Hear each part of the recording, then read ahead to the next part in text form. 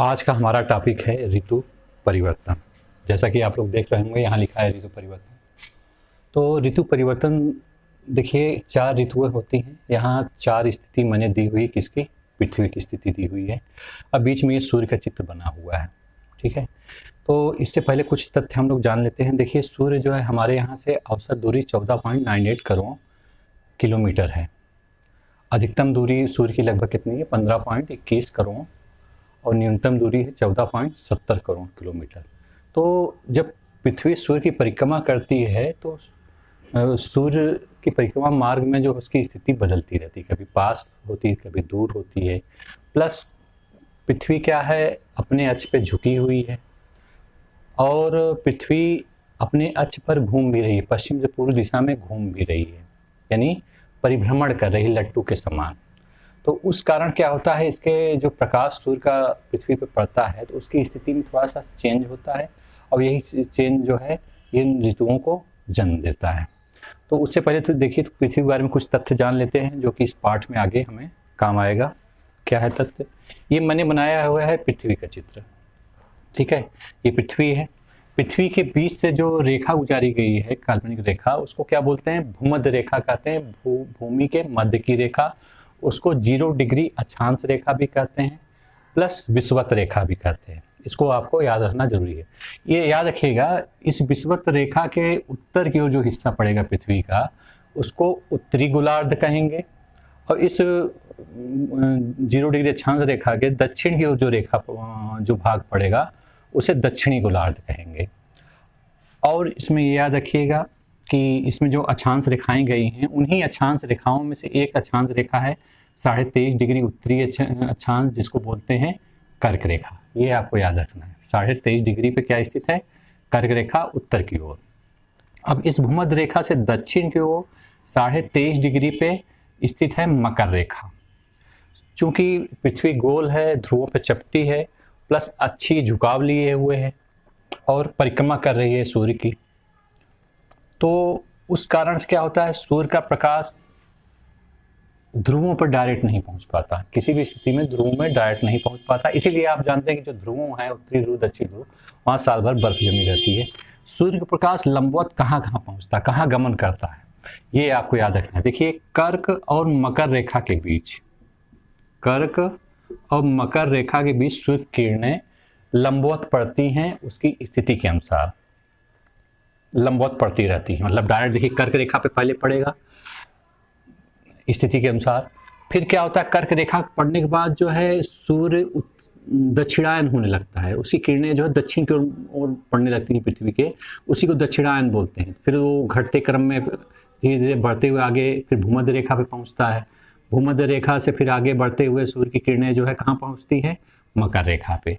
तो साल भर कर्क और मकर रेखा के बीच ही इसकी सूर्य की किरणें की लंबवत स्थिति रहती है, ठीक है।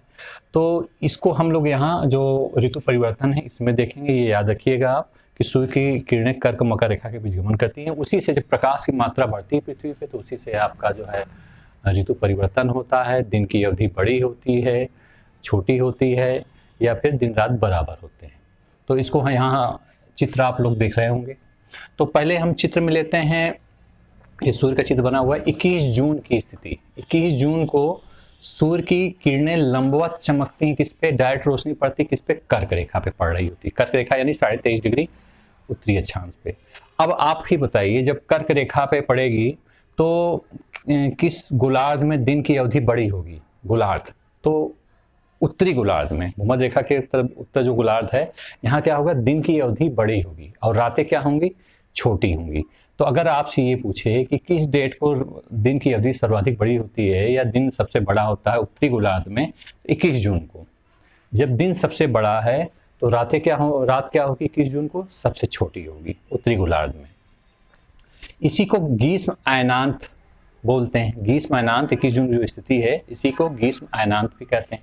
इसमें एक चीज ये याद रखिएगा, 21 जून को उत्तरी गोलार्ध में ग्रीष्म रहता है, गर्मी का सीजन रहता है, गर्मी का ऋतु रहती है।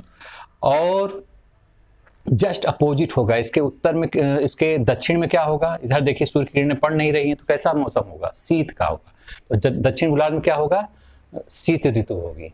उत्तरी गोलार्ध में ग्रीष्म ऋतु और दक्षिण गोलार्ध में शीत। यहाँ मैंने इसको दर्शाया हुआ है, इसी जस्ट पीछे मैंने लिखा हुआ है, ये याद कर लीजिएगा, ये स्थिति होगी। अब देखिए पृथ्वी घूमते हुए आगे बढ़ती है, आगे बढ़ रही है, तो आगे बढ़ते बढ़ते एक स्थिति आती है, वो पहुंच जाती है कहाँ, 23 सितंबर को पहुंचती है। 23 सितंबर को सूर्य का लंबवत प्रकाश कहाँ पड़ता है, भूमध्य रेखा पर पड़ता है, भूमि के मध्य, पृथ्वी के भूमध्य रेखा पर इसका प्रकाश पड़ता है 23 सितंबर को। जब भूमध्य रेखा पे पड़ रहा है तो क्या स्थिति होती है, दिन और रात बराबर हो जाते हैं, यानी 12 घंटे का दिन 12 घंटे का रात। कब होता है अगर एग्जाम में पूछे तो 23 सितंबर को होता है, दिन रात बराबर होता है। अब देखिए यहाँ स्थिति क्या होती है, उत्तरी और दक्षिण गोलार्ध में कैसा मौसम रहेगा, यहाँ मैंने लिखा हुआ है, इसको ध्यान दीजिएगा। शरद ऋतु होगी उत्तरी गोलार्ध में, उत्तरी गोलार्ध में क्या होगा, शरद ऋतु होगी, और दक्षिणी गोलार्ध में कैसी ऋतु होगी, बसंत ऋतु होगी। ठीक है, क्यों ऐसा होगा, क्योंकि सूर्य का प्रकाश लंबवत पड़ रहा कहाँ, भूमध्य रेखा पर। अब देखिए आगे बढ़ते हैं, आगे पृथ्वी घूमते हुए पहुंचती है 22 दिसंबर को, जिसको शीतयांत कहते हैं, मकर रेखा पर। यहाँ सूर्य का प्रकाश कहाँ पड़ रहा है, मकर रेखा पर पड़ रहा है।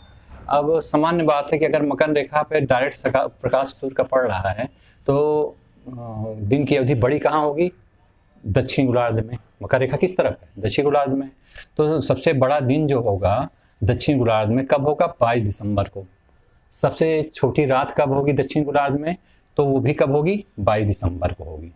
और इसमें ये याद रखिएगा, जब ये स्थिति रहेगी तो उत्तरी गोलार्ध में कैसी स्थिति रहेगी, कौन सा मौसम रहेगा, तो यहाँ मैंने लिखा हुआ है, इस पर ध्यान दीजिएगा। ग्रीष्म रहेगा दक्षिण गोलार्ध में, कारण क्योंकि मकर रेखा पे सूर्य का प्रकाश लंबवत पड़ रहा है, और शीत, इधर सूर्य का प्रकाश पड़ नहीं रहा है तो शीत रहेगा कहाँ, उत्तरी गोलार्ध में रहेगा, ये याद रखिए। अब देखिए यहाँ से पृथ्वी घूमते हुए फिर आगे बढ़ी और सूर्य का प्रकाश अब लंबवत कहाँ पड़ रहा है, भूमध्य रेखा पर पड़ रहा है। भूमध्य रेखा पर मैंने बताया है कि भूमध्य रेखा पर जब प्रकाश पड़ेगा तो क्या होगा, दिन रात बराबर होंगे, यानी 12 घंटे का दिन 12 घंटे का रात। ये स्थिति कब होगी, 21 मार्च और 22 सितंबर को होती है। ठीक है, अब यहाँ की ऋतु कैसी होगी ये मैंने यहाँ लिखा हुआ, देखिए उत्तरी गोलार्ध में कैसे कौन सा मौसम होगा, बसंत ऋतु होगी। दक्षिण गोलार्ध में कैसा मौसम होगा, तो शरद ऋतु होगी।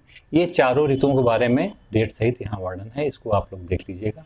ठीक है, धन्यवाद।